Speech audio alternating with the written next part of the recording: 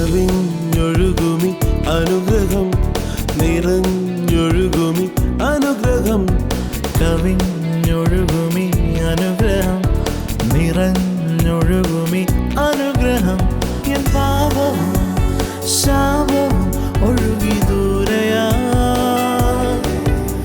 ഞാൻ സൗഖ്യമാ നീതിയാ ദൈവ പൈതലാ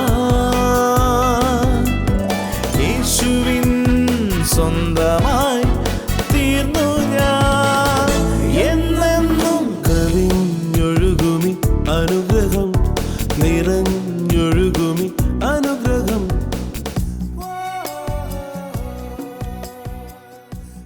കവിഞ്ഞൊഴുകുന്ന അനുഗ്രഹത്തിലേക്ക് ഒരിക്കൽ കൂടെ സ്വാഗതം. പത്തനംതിട്ടയിൽ നടന്ന TV പ്രേക്ഷക മീറ്റിങ്ങിലെ അത്ഭുത സൗഖ്യങ്ങൾ, വചന ശുശ്രൂഷയൊക്കെ ആയിരിക്കും നമ്മൾ കേൾക്കാൻ പോകുന്നത്. ഇന്ന് നമ്മൾ കേൾക്കാൻ പോകുന്ന ഒരു അത്ഭുത സാക്ഷ്യം ഈ കഴിഞ്ഞ ദിവസം പത്തനംതിട്ട TV പ്രേക്ഷക മീറ്റിങ്ങിൽ വന്ന് പറഞ്ഞതാണ്.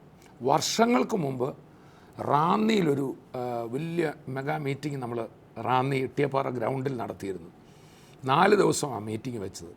പക്ഷേ ഭയങ്കര മഴയായിരുന്നു. മഴയത്തും രോഗസൗഖ്യവും വിടുതലുകളും നടന്നപ്പം നാട്ടുകാർ പറഞ്ഞു മീറ്റിംഗ് നിർത്തരുത്, നീട്ടണം. 4 ദിവസത്തെ മീറ്റിംഗ് വീണ്ടും 3 ദിവസം കൂടെ നീട്ടി. ആ മീറ്റിങ്ങിൽ ഒരു അത്ഭുത സൗഖ്യം വർഷങ്ങൾക്ക് മുമ്പ് നടന്നു. ഉറക്കമില്ലാതെ കഷ്ടപ്പെട്ടൊരു വ്യക്തിയെ കർത്താവ് വിടുവിച്ചു. ആ അത്ഭുത വിടുതൽ മറ്റനേക സാക്ഷ്യങ്ങൾ നമ്മളിന്ന് കേൾക്കും. ദൈവവചന ശുശ്രൂഷയിലേക്ക് കടക്കും. നമുക്ക് പത്തനംതിട്ടയിൽ നടന്ന TV പ്രേക്ഷക മീറ്റിങ്ങിലേക്ക് പോകാം. യഹൂദാ ഗോത്രത്തിന്റെ രാജസിംഹം തൻ്റെ അകത്തുള്ള ആത്മാവിനെ, തൻ്റെ അകത്തുള്ള വചനത്തെ, തൻ്റെ പവറിനെ തൻ്റെ മക്കളുടെ മേൽ ആവസിപ്പിച്ച് ഇനി വിഷയങ്ങളൊന്നും നിന്നെ തൊടത്തില്ല. Praise the Lord. ക്രിസ്തുവിലുള്ള വിശ്വാസത്താൽ, പരിശുദ്ധാത്മാവിൻ്റെ ശക്തിയാൽ, വചനത്തിലുള്ള ബലത്താൽ ഒരു വ്യക്തിക്ക് ഈ ലോകത്തിൽ ജയകരമായ ജീവിതവും മാത്രമല്ല, ഈ ലോകം കൊണ്ട് തീരുന്നല്ല, മനുഷ്യൻ്റെ അസ്തിത്വം വരുവാനുള്ളതിൽ നിത്യസന്തോഷത്തിൽ, നിത്യസ്വർഗത്തിൽ പിതാവിനോടൊപ്പം വാഴ്ചയും. ഇതാണ് ഈ കവിഞ്ഞൊഴുകുന്ന അനുഗ്രഹത്തിലേക്ക് എന്ന TV പ്രോഗ്രാമിൻ്റെ ബേസിക് സന്ദേശം. ചേർന്ന് കർത്താവിനെ സ്തുതിക്കാം. ഈ സന്ദേശം ലോകം മുഴുവൻ അറിയണം എന്നുള്ളത് ദൈവത്തിൻ്റെ പദ്ധതിയാണ്. ഹെവൻലി ഫീസ്റ്റിൻ്റെയോ ഒരു പ്രത്യേക സഭയുടെയോ പദ്ധതിയല്ല. യേശു പറഞ്ഞു, ഈ സുവിശേഷം ലോകത്തിൻ്റെ അറ്റത്തോളം പ്രസംഗിക്കപ്പെടും. പ്രസംഗിക്കപ്പെടാവോ എന്ന് ഞാൻ നോക്കുമെന്നല്ല, പിന്നെ പ്രസംഗിക്കപ്പെടും. അപ്പോൾ അവസാനം വരും. ഈ ലോകത്തിനൊരു അവസാനമുണ്ട്. യേശു വരും. തന്നിൽ വിശ്വസിച്ചവരെ ചേർക്കാൻ രാജാധിരാജാവായി നമ്മുടെ കർത്താവ് മേഘാരൂഢനായി വേഗം വരുന്നതിനായി ഞാൻ കർത്താവിനെ സ്തുതിക്കുക.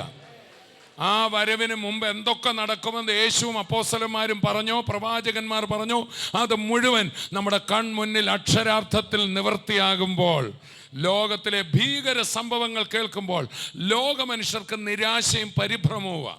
എന്നാൽ ദൈവവചനം പറയുന്നു, ദൈവമക്കൾക്ക് ഈ പ്രതിസന്ധി കാണുമ്പോൾ പരിഭ്രമമല്ല, ഞങ്ങളുടെ നാഥൻ്റെ വരവ് അടുത്തല്ലോ, ഞങ്ങളുടെ വീണ്ടെടുപ്പ് അടുത്തല്ലോ എന്നോർത്ത് അവർ നിവർന്ന തലകൾ ഉയർത്തുകയാണ്. ഓ, ചേർന്ന് കർത്താവിനെ സ്തുതിക്കാം. ആമേൻ. യേശു ക്രിസ്തുവിൽ വിശ്വസിക്കുന്ന ഒരാൾ രക്ഷപ്പെട്ട് കഴിഞ്ഞു. രക്ഷിക്കപ്പെടുക എന്നെല്ലാവരും പറയുമെങ്കിൽ ഞാൻ പറയുന്നത് രക്ഷപ്പെട്ട ആൾ എന്തോ ചെയ്തു? അടുത്തിരിക്കുന്ന ആൾ പറയാം, യേശുവിലാണോ വിശ്വസിച്ച്? രക്ഷപ്പെട്ടു. രക്ഷപ്പെട്ടെന്ന് പറഞ്ഞാൽ ഈ ലോകത്തിൽ നിങ്ങൾ ഭാരപ്പെടുന്ന, പ്രയാസപ്പെടുന്ന, നിങ്ങളുടെ ഉള്ളിൽ ആകുല ചിന്തപ്പെടുന്ന കുറേ കാര്യങ്ങളുണ്ടല്ലോ, ഒന്നും പേടിക്കേണ്ട. യേശുവിലല്ലേ വിശ്വാസം. രക്ഷപ്പെട്ടു. കൈ കൊടുത്ത് പറ, രക്ഷപ്പെട്ടെന്ന് പറ. മാത്രമല്ല, സ്തോത്രം, മരണമെന്ന് പറയുന്ന ഒന്നിനെ നമ്മൾ കാണണമല്ലോ, അല്ലെങ്കിൽ ക്രിസ്തുവിൻ്റെ വരവ്. അതാണല്ലോ പിന്നെ ലോകത്തിന് മുഴുവൻ വലിയൊരു ചോദ്യചിഹ്നം. അതും ഓർക്കണ്ട, അവിടവും കടന്ന് അക്കരെ പോയി. ഇസ്രായേൽ മക്കൾ ചെങ്കടൽ കടന്ന് അക്കരെ പോയ പോലെ നമ്മൾ ഇനി അക്കരെ പോകാൻ പോവല്ല. യേശുവിൽ വിശ്വസിച്ചപ്പോൾ തന്നെ നാം അവനോടുകൂടെ ഉയർത്തെഴുന്നേറ്റ സ്വർഗസ്ഥലങ്ങളിൽ ഇപ്പോൾ തന്നെ ഇരുത്തപ്പെട്ടിരിക്കുകയാണ്. ശരീരമേ ഉള്ളിവിടെ. അടുത്തിരിക്കുന്ന ആൾ പറയാം, എൻ്റെ ശരീരമേ ഉള്ളിവിടെ. ഞാനിപ്പോൾ തന്നെ, പൗലോസിൻ്റെ ഭാഷ പറഞ്ഞ, ഞാൻ മരിച്ചു, എൻ്റെ ജീവൻ ക്രിസ്തുവിനോടുകൂടെ ദൈവത്തിൽ മറഞ്ഞിരിക്കുന്നു. വേറെടുത്ത് പറയണം, ഞാൻ ക്രിസ്തുവിനോടുകൂടെ ക്രൂശിക്കപ്പെട്ടിരിക്കുന്നു. ഇവിടെ ഞാൻ ജീവിക്കുന്നതോ ഞാനല്ല, പ്രൈസ് ദി ലോർഡ്. ഞാൻ സ്വർഗത്തിലും ഇപ്പൊ ക്രിസ്തു എന്നിലും. ഞാൻ അവിടെ ഇരിക്കുക, എൻ്റെ കാര്യങ്ങൾ ചെയ്യാൻ ക്രിസ്തു ഇവിടെ ഇരിക്കുക. അടുത്തിരിക്കുന്ന ആൾ പറയാം നിങ്ങൾ അവിടെ, ഒന്ന് പറഞ്ഞ നിങ്ങൾ അവിടെ, എന്നിട്ട് പറയാ ക്രിസ്തു നിങ്ങളിൽ. കാര്യങ്ങൾക്ക് എന്ത് എളുപ്പമുണ്ട്? നിങ്ങൾ അവിടുത്തെ കാര്യം നോക്ക്, കർത്താവ് ഇവിടുത്തെ കാര്യം നോക്കട്ടെ. ഒന്ന് പറഞ്ഞ് പറ. ഈ പാറ്റേൺ തെറ്റിക്കരുത്. നിങ്ങൾ അവിടുത്തെ കാര്യം നോക്ക, പിന്നെ ആ കർത്താവ് ഇവിടുത്തെ കാര്യം നോക്കട്ടെ. ഇപ്പം നമ്മൾ പറയുന്നത് വെച്ചാൽ കർത്താവെ നീ അവിടുത്തെ നോക്കിയോ, ഞാൻ ഇവിടുത്തെ ഒന്ന് നോക്കട്ടെന്ന്. നോക്കിയിട്ടൊട്ട് നടക്കുന്നുമില്ല. എൻഡ് ഓഫ് ദ ഡേ തലയും ചുറ്റി പ്രയാസപ്പെട്ട് നിരാശപ്പെട്ട് എന്നെ കൊണ്ട് പറ്റത്തില്ലെന്ന് പറഞ്ഞു. അതുകൊണ്ടാണ് കൊലോസ് ലേഖനം 3:1 പറഞ്ഞ് നിങ്ങൾ ക്രിസ്തുവിനോടുകൂടെ ഉയർത്തെഴുന്നേറ്റിരിക്കുന്നു എങ്കിൽ ക്രിസ്തു ദൈവത്തിൻ്റെ വലത്ത് ഭാഗത്തിരിക്കുന്നിടമായ ഉയരത്തിലുള്ളത് അന്വേഷിപ്പീൻ. ഭൂമിയിലുള്ളതല്ല, ഉയരത്തിലുള്ളത് തന്നെ ചിന്തിപ്പീൻ. അടുത്തിരിക്കുന്ന ആളോട് പറ ഇരുത്തിയിടത്തിരിക്കണമെന്ന് പറഞ്ഞു. ഹല്ലേലൂയ. നമ്മുടെ ബസ്സിലൊക്കെ കാണാറുണ്ട്, കൈയും തലയും പുറത്തിടരുത്, അവിടെ ഇരുന്നോണം. സ്പിരിച്വലി, ചിന്തയിൽ, മാനസികമായി അവിടെ അങ്ങ് ഇരുന്നോണം. വിശ്വാസത്താൽ അവിടെ ഇരുത്തിയിരിക്കുന്നത് വെറുതെ ആലങ്കാരിക ഭാഷയല്ല. എല്ലാ ദൈവമക്കളും യേശുവിനെ സ്വീകരിച്ച നിമിഷം അവരുടെ സ്പിരിറ്റ് ദൈവത്തോട് കൂടെ. നമ്മൾ ഹയർ പൊസിഷനിലായിരിക്കുന്നത്, ഏറ്റവും ഹയസ്റ്റ് അതോറിറ്റിയുടെ കൂടെയാണ് ഞാൻ ഇരിക്കുന്നത്. നിങ്ങൾക്കും വേണേൽ പറയാം, എൻ്റെ കാര്യമാണ് ഞാൻ പറഞ്ഞത്. പിതാവ്, പുത്രൻ, പരിശുദ്ധാത്മാവ് ഇവരൊക്കെയാണ് എൻ്റെ കമ്പാനിയൻസ്. അടുത്തിരിക്കുന്നവരോട് പറഞ്ഞാട്ടെ, വചനം പറയുന്നു പിതാവ്, പുത്രൻ, പരിശുദ്ധാത്മാവ് ഇവരൊക്കെ ആയിട്ടാ അവിടെ ഇരുന്ന് തീരുമാനങ്ങൾ എടുക്കുക. മാത്രമല്ല എന്നെ ഇരുത്തിയിരിക്കുക. ഇരിക്കുക എന്ന് പറഞ്ഞാൽ എൻ്റെ ജോലി തീർന്നെന്ന, വിശ്രമം തുടങ്ങിയെന്ന. ചേർന്ന് കർത്താവിനെ സ്തുതിക്കാം. അവൻ പറയണേ നിങ്ങൾ ഉയരത്തിലുള്ളത് അന്വേഷിക്കേ. അടുത്തിരിക്കുന്ന ആൾ പറയാം നിങ്ങൾ ഉയരത്തിലുള്ളത് അന്വേഷിക്കേ. അപ്പൊ തന്നെ ഗലാത്യർ 2:20 പൗലോസ് പറയാണ് ഞാൻ ക്രിസ്തുവിനോടുകൂടെ ക്രൂശിക്കപ്പെട്ടിരിക്കുന്നു. ഇനി ജഡത്തിൽ ഞാനിവിടെ ജീവിക്കുന്നതോ ഞാനല്ല. പറ, ജഡത്തിൽ ജീവിക്കുന്നതോ ഞാനല്ല, പിന്നെ ക്രിസ്തു അത്രേ. അപ്പൊ എൻ്റെ ഇവിടുത്തെ കാര്യം ക്രിസ്തു നോക്കും, അവിടുത്തെ കാര്യം ഞാനും നോക്കും.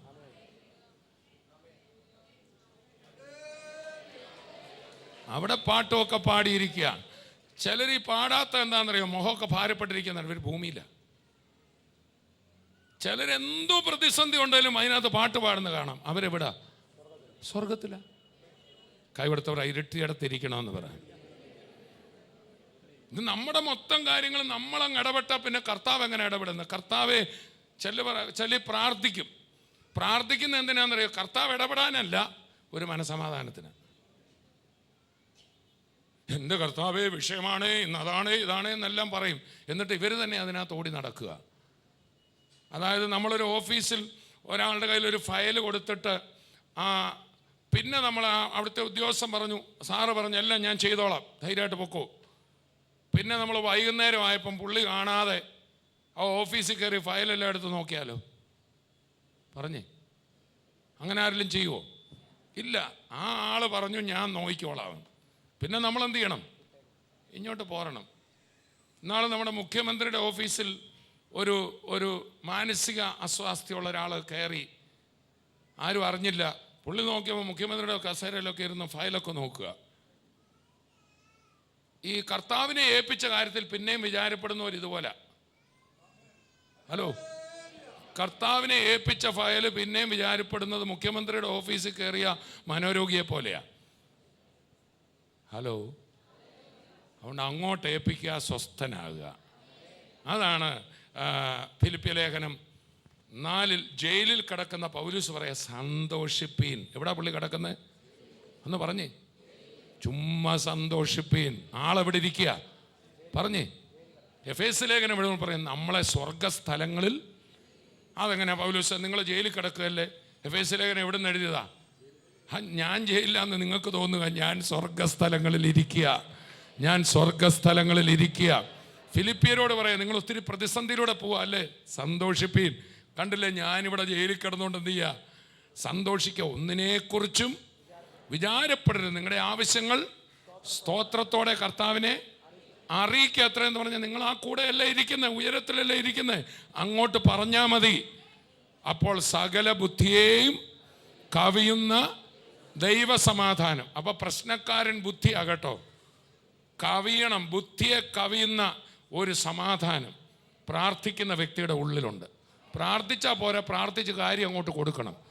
ചിലർ പ്രാർത്ഥനയെ ഒരു കർമ്മമാക്കി അവരെന്ത് ചെയ്യുന്നറിയാം, പിന്നെയും പിന്നെയും പ്രാർത്ഥിക്കും. ടി വി കാണുന്ന എല്ലാ ദൈവദാസന്മാരെയും വിളിച്ചെന്ത് ചെയ്യും, പ്രാർത്ഥിക്കും. ഇന്നലെ ഒരു സഹോദരി ഒരേ പ്രാർത്ഥനാ വിഷയം 3 തവണ എന്നെ വിളിച്ചു. 3ാമത്തെ തവണ പറഞ്ഞപ്പോൾ ഞാൻ അവരോടൊന്ന് വചനം പഠിപ്പിച്ചുകൊണ്ട് അല്പം ഞാൻ പരുഷ ശബ്ദത്തിൽ പറഞ്ഞു. ആ സഹോദരി ഓർത്ത് കാണും എനിക്കതാണ്ട് അവരോട് അരിശം വന്നു. ഒരരിശമല്ല. ഞാൻ പറഞ്ഞു, സഹോദരി, കർത്താവ് പറഞ്ഞു നിങ്ങൾ പ്രാർത്ഥിക്കയിൽ ചോദിക്കുമ്പോൾ മറ്റ് ജനതകൾ ചെയ്യുന്നത് പോലെ ജൽപ്പനം ചെയ്യരുത്. ആവർത്തിച്ച് ഉരുവിടേണ്ട ആവശ്യം ഇല്ല. നിങ്ങൾ ചോദിക്കും മുമ്പേ നിങ്ങളുടെ ആവശ്യം എന്നതാണെന്ന് സ്വർഗസ്ഥനായ പിതാവിന് അറിയാം. അതേ കർത്താവ് പറയാണ്, ആകാശത്തിലെ പറവകളെ നോക്കിക്കുക, അവ വിതയ്ക്കുന്നില്ല, കൊയ്യുന്നില്ല, കളപ്പുരയിൽ കൂട്ടിവെക്കുന്നില്ല, വൈകിട്ട് എന്തോ കഴിക്കുമെന്നൊട്ട് അറിയാനും മേല.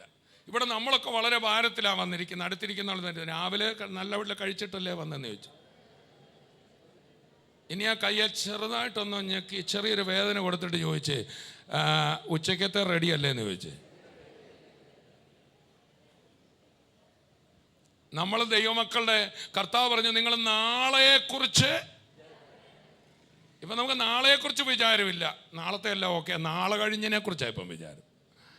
ആകാശത്തിലെ പറവകളെ നോക്കുവിൻ, അവ വിതയ്ക്കുന്നില്ല, കൊയ്യുന്നില്ല, പിന്നെ കളപ്പുരയിൽ കൂട്ടിവെക്കുന്നതുമില്ല, എങ്കിലും അവ നല്ല പറന്ന് നടക്കുന്നു. ഏതേലും പറവ ഒരു ഇലക്ട്രിക് പോസ്റ്റേലോ വല്ലതും താടിക്ക് കൈ കൊടുത്ത് എൻ്റെ കാര്യം എങ്ങനെ ആവുമെന്ന് ഓർത്തിരിക്കുന്ന കണ്ടിട്ടുണ്ടോ? They are singing. അത് തന്നെയാണ് ആത്മാവ് നിറഞ്ഞവരായി സങ്കീർത്തനങ്ങളാലും സ്തുതികളാലും. അപ്പോൾ ഈ സ്വർഗീയ സ്ഥലങ്ങളിലുള്ളത് ഇവിടെ അനുഭവിക്കണമെങ്കിൽ ബുദ്ധി പറ്റത്തില്ല, ആത്മാവിലാകണം. അതിനായി ആത്മാവിൽ നിറയണമെന്ന് പറയുന്നു. നമ്മൾ വായിക്കുന്നു, ഈ ഷണ്ണനെ സ്നാനപ്പെടുത്തിയ ശേഷം ഫിലിപ്പോസിനെ ആത്മാവ് എടുത്തോണ്ട് പോയി. പറന്നാ പോയെ. എങ്ങനെയാ പോയെ? ഹലോ, നടപ്പിൻ്റെ പ്രയാസം വല്ലതും അറിഞ്ഞോ? പിന്നെന്ത് ചെയ്തു? ആത്മാവിലൊന്നായിക്കേ, ഒന്നും അറിയത്തില്ല, ഒരു വിഷയം അറിയത്തില്ല. ആദ്യമായിട്ട് പരിശുദ്ധാത്മാവ് ഇറങ്ങിയപ്പോൾ ആത്മാവിൽ നിറഞ്ഞവരെ കണ്ടപ്പോൾ ജനങ്ങൾ പറഞ്ഞവർ പുതുവീഞ്ഞ് കുടിച്ചിരിക്കുന്നു. നിങ്ങൾ മദ്യപിക്കുന്നവരോട് ചോദിച്ചാൽ അവർ പറഞ്ഞു എല്ലാം ഒന്ന് മറക്കാനാ. എന്നാൽ ഈ ലോകത്തിൻ്റെ മദ്യം മറന്നതെല്ലാം പിന്നെ ഓർപ്പിക്കും, ശരീരത്തെ നശിപ്പിക്കും. എന്നാൽ കർത്താവ് നിങ്ങളോടും എന്നോടും പറയുന്നത് കുടി നിർത്തരുത്, ബ്രാൻഡ് മാറ്റണമെന്നാ. കൈ കൊടുത്ത് പറ, കുടി നിർത്തരുത്. ശരീരം നശിപ്പിക്കുന്ന, ഭാവി നശിപ്പിക്കുന്ന സാധനം കുടിക്കരുത്. കർത്താവാകുന്ന മുന്തിരി കാൽവറിയാകുന്ന ചക്കിൽ അരയ്ക്കപ്പെട്ടപ്പോൾ മാനവജാതിക്ക് വേണ്ടി ഒരു പുതിയ വീഞ്ഞ്, പുതിയ വീഞ്ഞ്, പുതിയ വീഞ്ഞ്. അതാണ് പരിശുദ്ധാത്മാവ്. ഈ പരിശുദ്ധാത്മാവിനെ കുറിച്ച് എബ്രായലേഖനം പറഞ്ഞ വരുവാനുള്ള ലോകത്തിന്റെ ശക്തി അതിവിടെ വെച്ച് ആസ്വദിക്കാം. ഹലോ, എന്തുകൊണ്ടാണ് ദൈവമൊക്കെ സന്തോഷിക്കാൻ കഴിയാത്ത? അവർ ജഡത്തിലാണ്, മനുഷ്യരെ പോലെ കാര്യങ്ങളെ നോക്കുന്നു. അതേ കാര്യത്തെ ആത്മാവിൽ നോക്കിക്കേ. നിനക്കെതിരെ വരുന്ന കല്ല് ബുദ്ധി നോക്കിയാൽ നിന്നെ തകർക്കുമെന്ന് തോന്നും, ആത്മാവിൽ നോക്കിയാൽ ഒരു പൂവാ വരുന്നതെന്ന് തോന്നും. നിനക്കെതിരെ ആരോ പാര വെച്ചു. ഇപ്പോഴത്തെ ഒരു വാക്കാണ്, ഏത് വെച്ചു? പാര വെച്ചു. എന്നാൽ ആത്മാവിൽ ആ പാരയെ ഒന്ന് നോക്കിക്കേ, നിന്റെ കയ്യിൽ ഒരു രാജദണ്ഡായിട്ട് അത് മാറുന്നത് കാണും. അതുകൊണ്ടാണ് 1 കൊരിന്ത്യർ 2:9 പറഞ്ഞ ദൈവം തന്നെ സ്നേഹിക്കുന്നവർക്ക് ഒരുക്കിയിട്ടുള്ളത് കണ്ണ് കണ്ടിട്ടില്ല, ചെവി കേട്ടിട്ടില്ല, ഒരു മനുഷ്യന്റെ ഹൃദയത്തിൽ തോന്നിയിട്ടുമില്ല. അടുത്ത വാക്യം, നമുക്കോ തൻ്റെ ആത്മാവിനാൽ ആ ഒരുക്കിയത് കാണിച്ചു തന്നിരിക്കുന്നു. അതിൻ്റെ മുകളിൽ പറയുകയാണ്, യേശു ക്രിസ്തുവിനെ ക്രൂശിച്ചപ്പോൾ ഈ ലോകത്തിൻ്റെ പ്രഭുക്കന്മാർ, ഈ ലോകത്തിലെ അധികാരികളും പിശാചുക്കളും അവരോർത്തില്ല ഈ ക്രൂശിലൂടെ ഇവർക്കൊരു വലിയ അനുഗ്രഹമുണ്ടെന്ന്. ആരോർത്തില്ല? പിശാച് ഓർത്തില്ല. ഓർത്തിരുന്നുവെങ്കിൽ അവർ തേജസ്സിന്റെ കർത്താവിനെ ക്രൂശിക്കില്ല. അപ്പൊ പിശാച്, ശത്രു ഈ ശിഷ്യന്മാരെ, യേശുവിൻ്റെ ആൾക്കാർക്ക് അവരെ പ്രശ്നത്തിലാക്കാനാണ് ഈ ക്രൂശീകരണം എന്ന കുഴപ്പം കൊടുത്തത്. പക്ഷെ അതിനകത്ത് തന്നെ അനുഗ്രഹം ഒരുക്കി. ആത്മാവിലാകുന്ന ദൈവവൈദ്യന്റെ കുഴപ്പങ്ങൾക്കകത്ത് അനുഗ്രഹം കാണാം. തകർക്കാൻ വന്ന തിരമാല നിന്നെ ഉയർത്തുന്ന സ്റ്റെപ്പുകളായി നിനക്ക് കാണാം. ഇപ്പൊ പിടികിട്ടിയോ? ഈ സ്വർഗത്തിൽ ഇവിടെ ജീവിക്കാം. കൈകൊടുത്ത് പറഞ്ഞ സ്വർഗത്തിൽ ഇവിടെ ജീവിക്കാം. സ്വർഗത്തിന്റെ ഒരു ഭാഗം മുറിച്ച് ഈ ലോകത്ത് കൊണ്ടുവന്ന് അതിനകത്ത് അങ്ങ് ജീവിച്ചോണം. മൊത്തം പ്രതിസന്ധിയാ. വീട്ടിൽ പ്രതികൂലമാ, നാട്ടിൽ പ്രതികൂലമാ, അവര് വഴക്കാ, ഇവര് പ്രശ്നമാ, സാമ്പത്തിക പ്രതിസന്ധിയാ, ബിസിനസ് പ്രശ്നങ്ങളാ. ഇതെല്ലാം ഉള്ളപ്പോഴും നീ എന്ത് ചെയ്തോണം? സ്വർഗത്തിന്റെ ഒരു സ്വല്പം മുറിച്ച് ഇവിടെ കൊണ്ടുവരണം. അതിനാ പരിശുദ്ധാത്മാവിൽ നിറയാന്ന് പറയുന്നത്. Covered by the holy spirit. അതുകൊണ്ടാണ് അപ്പോസ്തലന്മാർ ജയിലിൽ കിടക്കുമ്പോഴും ശരീരം മുറിവേറ്റിരിക്കുമ്പോഴും അവര് പാടി സ്തുതിക്കുക. അവര് പാടി സ്തുതിച്ചപ്പോൾ സ്വർഗം അങ്ങോട്ട് വിശാലപ്പെട്ടു. നിന്നിൽ കൂടെ സ്വർഗം അങ്ങോട്ട് വിശാലപ്പെട്ട ചങ്ങലകൾ പൊട്ടി. ദൈവരാജ്യത്തിൻ്റെ ശക്തി നിന്നിലൂടെ ഇറങ്ങി വന്നപ്പോൾ അവരുടെ ശരീരങ്ങളിൽ കെട്ടിയിരുന്ന കെട്ടുകൾ പൊട്ടി. ആ ആരാധന കേട്ടോണ്ടിരുന്നവരുടെ കൂടെ ചങ്ങല പൊട്ടി. അടുത്തിരിക്കുന്നവരുടെ പറയുക, സാഹചര്യം നിന്നെ മാറ്റും മുമ്പേ നീ സാഹചര്യത്തെ മാറ്റിമറിക്കുക. ചേർന്നൊരു ഹല്ലേലൂയ പറഞ്ഞാട്ടെ. ആമേൻ. ഞാൻ ഇന്നലത്തെ പ്രസംഗത്തിലും പറഞ്ഞായിരുന്നു, ഈ ലോകത്തിലെ പ്രശ്നങ്ങളാകുന്ന പൂച്ച നമ്മളെപ്പോലെ, നമ്മളൊക്കെ പറഞ്ഞു ഞാൻ പൊടിയാണേ, പുഴുവാണേ, മണ്ണാണേ, മണ്ണാങ്കട്ടയാണേ എന്നല്ലേ പറയുന്നത്. അതാണല്ലോ ക്രിസ്ത്യാനികൾ പ്രാർത്ഥിച്ചുകൊണ്ടിരിക്കുന്നത് ഇത്രയും നാളായിട്ട്. ഞാൻ അതിന് പറയാം എലിയാണേ.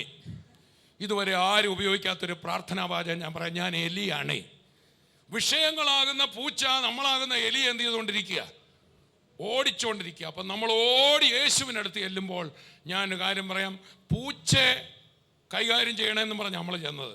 പക്ഷെ കർത്താവ് പൂച്ചയെ കൈകാര്യം ചെയ്യത്തില്ല, നിന്നെ അങ്ങ് സിംഹമാക്കും.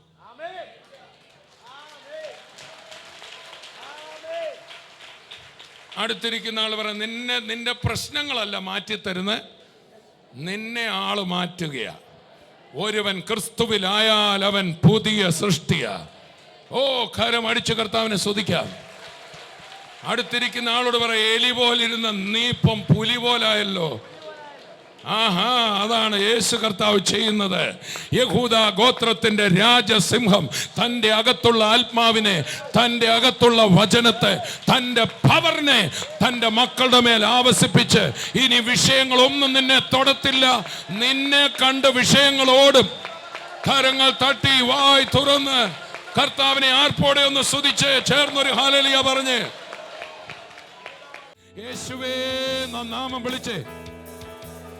വിളിച്ചോണ്ടിരിക്കുമ്പോൾ കൈ ഉയർത്താൻ മേലെ കൈ ഉയർത്തിക്കോണം, കുനിയാൻ മേലെ കുനിഞ്ഞോണം. സൗഖ്യമാകട്ടെ. എൻ്റെ പേര് ലിസി. ഞാൻ കോന്നി ചർച്ചിൽ നിന്നാണ് വരുന്നത്. എനിക്ക് 2004 എൻ്റെ രണ്ടാമത്തെ മോൾ ജനിച്ചു കഴിഞ്ഞപ്പോൾ തുടങ്ങി എനിക്ക് ഉറക്കമില്ലായിരുന്നു. ഉണ്ട് ഇരിക്കുന്നു വെള്ള ടീഷർട്ട്. മോൾ ഉറണ്ടായി കഴിഞ്ഞപ്പം തുടങ്ങി ഉറക്കമില്ല. പിന്നെ രാത്രി ഞാൻ കഥകിൻ്റെ അവിടെ പോയിരിക്കും. എനിക്ക് ഭയമാണ്. എന്തെങ്കിലും അനക്കം കേട്ട് കഴിഞ്ഞാൽ പിന്നെ എനിക്ക് ഉറക്കം വരത്തില്ല. അപ്പോൾ എൻ്റെ മൂത്ത മോൾ പറയും, മമ്മിക്ക് സെക്യൂരിറ്റിയുടെ ജോലിയാണ് രാത്രിയിലെന്ന് പറയും. രാത്രിയിൽ ഉറക്കമില്ല, പകലും ഉറക്കമില്ല. അങ്ങനെ ഞാൻ പ്രൈവറ്റ് ഹോസ്പിറ്റലിൽ കൊണ്ട് കാണിച്ചപ്പോൾ അവരെനിക്ക് കാമ്പോസിൻ്റെ ഗുളിക തന്നു ഉറങ്ങാൻ വേണ്ടിയിട്ട്. അത് കഴിച്ചാൽ പോലും ഞാൻ രാത്രിയിൽ ഉറങ്ങത്തില്ല, പകലും ഉറങ്ങത്തില്ല. 2006 എൻ്റെ അനിയൻ എന്നോട് പറഞ്ഞു, അമ്മമ്മ ഇതുപോലെ റാന്നിയിലൊരു ക്രൂസൈഡ് നടക്കുന്നുണ്ട്, അമ്മമ്മ ഒന്ന് പോയി നോക്ക്. അനിയൻ എന്നോട് പറഞ്ഞ നിമിത്തം ഞാൻ അവിടെ പോയി. അവിടെ ഞങ്ങൾ വന്ന് കയറുന്ന സമയത്ത് തോമസ് കുട്ടിയും തങ്കു ബ്രദറും കൂടെ ഒന്ന് രോഗികൾക്ക് വേണ്ടി പ്രാർത്ഥിക്കുക. ഈ രോഗികളായിട്ട് ആരെങ്കിലും ഉണ്ടെങ്കിൽ എഴുന്നേക്കാൻ പറഞ്ഞു. ആ സമയത്ത് ഞാൻ ചാടി എഴുന്നേറ്റു. അന്ന് ഞാൻ ഉറങ്ങാൻ തുടങ്ങിയത്. ഇന്ന് വരെ എൻ്റെ ഉറക്കം കർത്താവൊക്കെ എടുത്തിട്ടില്ല.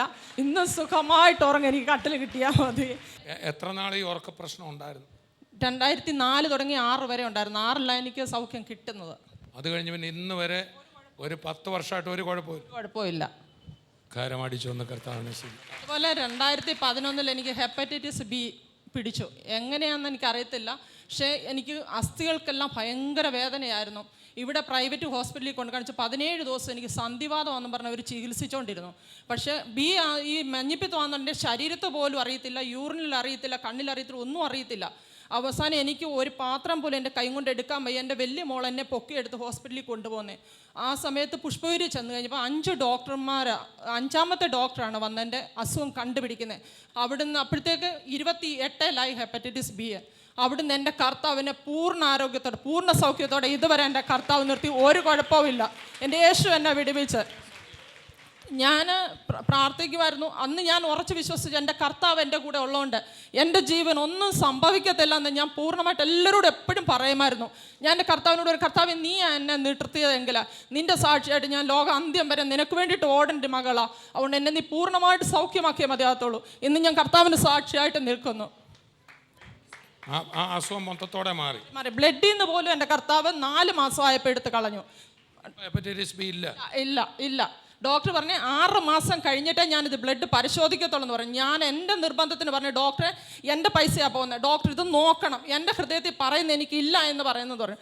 അങ്ങനെ ഡോക്ടർ എൻ്റെ നിർബന്ധത്തിന് വഴങ്ങി 4ാമത്തെ മാസം ബ്ലഡ് പരിശോധിച്ചപ്പോൾ 3ാമത്തെ ദിവസം വരാൻ പറഞ്ഞ റിപ്പോർട്ട് ഞാൻ ചെന്നപ്പോൾ എന്നോട് പറഞ്ഞു ഇത് നെഗറ്റീവാന്ന് പറഞ്ഞു. ഒരു ഗുളിക പോലും എനിക്ക് തന്നില്ല. ഡോക്ടർ എന്നോട് പറഞ്ഞേ അതിൻ്റെ ഒരു ഗുളികയ്ക്ക് 250 രൂപ വിലയാണ്, അത് 6 മാസം കഴിഞ്ഞിട്ടേ തരത്തുള്ളൂ, 6 മാസം കഴിക്കുകയും ചെയ്യണമെന്ന് പറഞ്ഞു. അതിൽ ഒരു ഗുളിക പോലും കഴിക്കാതെ എൻ്റെ കർത്താവിനെ സൗഖ്യമാക്കി. കരമടിച്ച് കർത്താവിനെ സ്തുതിക്കുക. അത്ഭുത സാക്ഷ്യങ്ങളാണ് നമ്മൾ കേട്ടത്. കൂടാതെ നാം കേട്ട വചനം, ഈ ലോകത്തിൽ ജയകരമായ ഒരു ജീവിതം, സുഖകരമായ ജീവിതമൊന്നല്ല, അനുഗ്രഹം നിറഞ്ഞ ജയകരമായ ഒരു ജീവിതവും മാത്രമല്ല, ഈ ലോകത്തിനപ്പുറത്ത് നമുക്കൊരു ജീവിതമുണ്ട്. ആ നിത്യജീവനും യേശുക്രിസ്തുവിൽ വിശ്വസിക്കുമ്പോൾ നമുക്ക് ഉറപ്പാണ്. യേശുക്രിസ്തു ഒരു മതത്തിൻ്റെ ആളല്ല. ഈ തിരുവചനം ഒരു പ്രത്യേക മതത്തിന് വേണ്ടി എഴുതിയതല്ല. സകല ഭൂസീമാവാസികളുമേ വന്ന് കേൾപ്പിയെന്ന വചനം പറയുന്നത്. യേശുവും പറഞ്ഞത് ഈ സുവിശേഷം ഭൂലോകത്തിലൊക്കെ പോയി സകല ജനതയോടും പറയുന്ന. അപ്പോൾ യേശുക്രിസ്തുവിനെ ഹൃദയത്തിൽ വിശ്വസിക്കുന്ന നിങ്ങൾ ഒരു മതത്തിൻ്റെ ഭാഗമാകുന്നതുകൊണ്ടല്ല, ഞാനായിരിക്കുന്ന സ്വർഗീയ വിരുന്നിൻ്റെ ഭാഗമാകുന്നതുകൊണ്ടുമല്ല, ഈ ഉയർത്തെഴുന്നേറ്റ കർത്താവായ യേശുവേ എൻ്റെ ജീവിതത്തിലേക്ക് വരണമേ എന്ന് പറയുമ്പോൾ നമ്മുടെ അകത്തൊരു പുതുക്കം സംഭവിക്കും. പരിശുദ്ധാത്മാവ് നമ്മുടെ ഉള്ളിൽ വരും. പിന്നെ ലോകം ഇത് തന്നെയാണ്, പ്രതിസന്ധികൾ കാണും, പക്ഷേ ഇനി നമ്മൾ തളരില്ല. യേശു നമ്മുടെ കൂടെയുണ്ട്. നമ്മളൊരു പുതുബലധാരികളായി മാറും.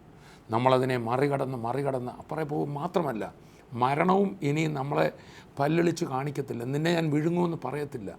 മരണത്തെ ജയിച്ച ക്രിസ്തു നമ്മുടെ ഉള്ളിലുള്ളതാകയാൽ നിത്യജീവനിലേക്ക് നമ്മളും ഉയർക്കും. ആ പ്രത്യാശ നമുക്ക് ലഭിക്കും. സോ ഇന്നെന്നെ കേൾക്കുന്നവർ ഏത് പ്രതിസന്ധി ആയിക്കോട്ടെ, യേശു ഇപ്പോൾ വിടുവിക്കും. മറ്റെല്ലാ വിഷയത്തിനും പരിഹാരം തരും. നമുക്ക് പ്രാർത്ഥിക്കാം. പിതാവേ, ഞങ്ങളങ്ങേ സ്തുതിക്കുന്നു. ഇന്ന് ഞങ്ങൾ ഒന്നിച്ച് പ്രാർത്ഥിക്കുക. കർത്താവെ, അങ്ങ് പറഞ്ഞു ഭൂമിയിൽ നിങ്ങൾ പ്രാർത്ഥിക്കുമ്പോൾ, ഒരുമനപ്പെട്ട് പ്രാർത്ഥിക്കുമ്പോൾ അത്ഭുതം നടക്കും. ഇന്ന് അടിയൻ്റെ കൂടെ കർത്താവ് ഇത് കേട്ടുകൊണ്ടിരിക്കുന്ന അനേകർ വിവിധ രാജ്യങ്ങളിൽ ഇരിക്കുമ്പോൾ ഞങ്ങളെല്ലാവരും ആത്മാവിൽ ഒന്നിച്ച് പ്രാർത്ഥിക്കുക. ഞങ്ങളിന്ന് വിശ്വാസത്താൽ എല്ലാവരും കരം കോർത്തതായി കാണുകയാണ്. ഞങ്ങളീ കരം കോർത്തിരിക്കുന്ന ചില കണ്ണികളിൽ, ചില ഭവനങ്ങളിൽ വേദനയുള്ളവർ, ഇന്നത്തെ ദിവസത്തിൽ എങ്ങനെ ഞാൻ ജീവിക്കും, എൻ്റെ കുഞ്ഞിൻ്റെ കാര്യം എന്താവും, എൻ്റെ സാമ്പത്തിക വിഷയം എന്താവും എന്ന് ഭയപ്പെട്ടിരിക്കുന്നവരുണ്ട്. അത്ഭുത വഴി തുറക്കപ്പെടട്ടെ. തടവറകളിലേക്ക് പോകുമെന്ന് പറഞ്ഞവർ തടവറ വാതിലുകൾ തുറക്കട്ടെ. എല്ലാ കേസ് വിധികളും മാറിപ്പോകട്ടെ. യേശുവിൻ്റെ നാമത്തിൽ മരണത്തെ മുമ്പിൽ കണ്ടുകൊണ്ടിരിക്കുന്ന രോഗബന്ധനങ്ങൾ അഴിഞ്ഞു മാറട്ടെ. ആ ക്യാൻസർ സൗഖ്യമാകട്ടെ. ആ ബ്ലഡ് കണ്ടീഷൻ നോർമലാകട്ടെ. കർത്താവെ, ഇപ്പോൾ തന്നെ രോഗികൾ അവരുടെ ശരീരത്തിൽ കരം വെച്ചിരിക്കുമ്പോൾ അത്ഭുത സൗഖ്യം വ്യാപരിക്കട്ടെ. ഇത് കേട്ടുകൊണ്ടിരിക്കുന്ന വ്യക്തികളെ കർത്താവ് തൊടണമേ. ഈ ലോകത്തിൽ ജയകരമായ ജീവിതവും നിത്യജീവിതമുണ്ടല്ലോ. ഇന്ന് നിങ്ങൾ കേട്ട ആ സാക്ഷ്യം പോലെ ഉറക്കമില്ലാതെ കഷ്ടപ്പെടുന്നവരുണ്ട്. കർത്താവ്, യേശുവിൻ്റെ നാമത്തിൽ ആ ഭയം മാറട്ടെ, വിടുതലാകട്ടെ, മാനസിക സംഘർഷങ്ങൾ മാറട്ടെ, സൗഖ്യമാകട്ടെ. കർത്താവായ യേശുവിൻ്റെ കരം നീട്ടിയതിനായി സ്തോത്രം. യേശുവിൻ നാമത്തിൽ തന്നെ ആമേൻ. ആമേൻ. കർത്താവ് നമ്മെ അനുഗ്രഹിക്കട്ടെ.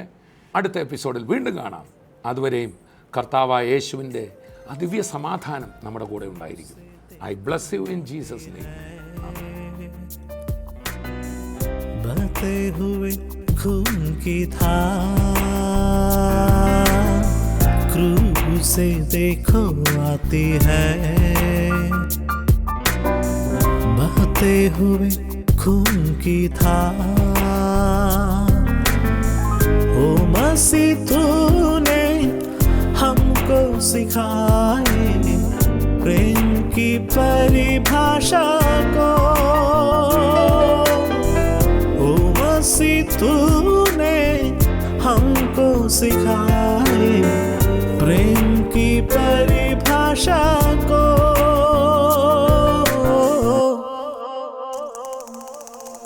प्रेम का सागर है तू, चांदी का राजकुमार है तू, प्रेम का सागर है तू, चांदी का राजकुमार है तू। चरणों में आकर हाथ उठाकर करते हैं तेरे हम स्तुति।